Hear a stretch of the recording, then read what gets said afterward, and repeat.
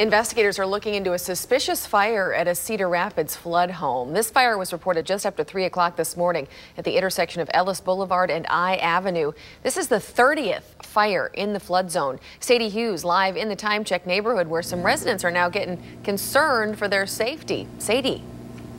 Well, this former home and barber shop was scheduled for demolition at the time of the fire. Some of the surrounding homes have decided to rebuild since the floods of 2008. We'll take a walk right over here across the street.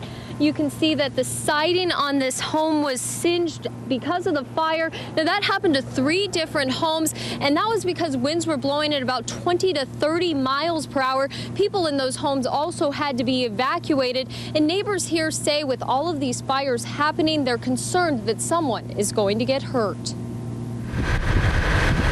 The 30th structure fire in a neighborhood working to rebuild. So I think we are already going in the right direction, but something like this can shed a little bit of a negative effect on that energy. Mark Stouffer Hunter is the Cedar Rapids historian. Linda Seeger grew up here.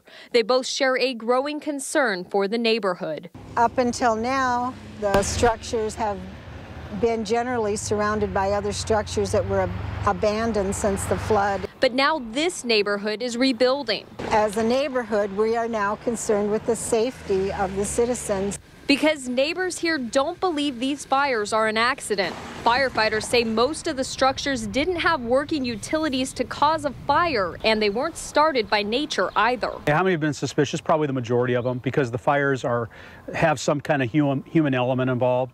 And the cost for fighting these fires is adding up. But it costs probably at least $1,500 an hour when you look at the number of apparatus and ladder truck and rescue companies that had to respond last night.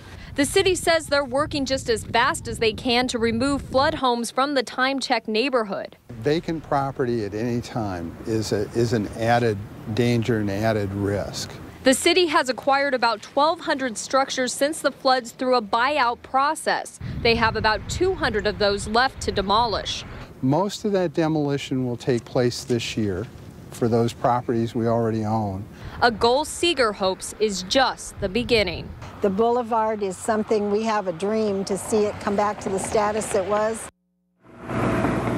Now, just as this home right here behind me was scheduled for demolition, the city says they're working to acquire another 150 properties for future demolition here in the flood zone. We're covering the corridor in Cedar Rapids. Sadie Hughes, CBS 2 News.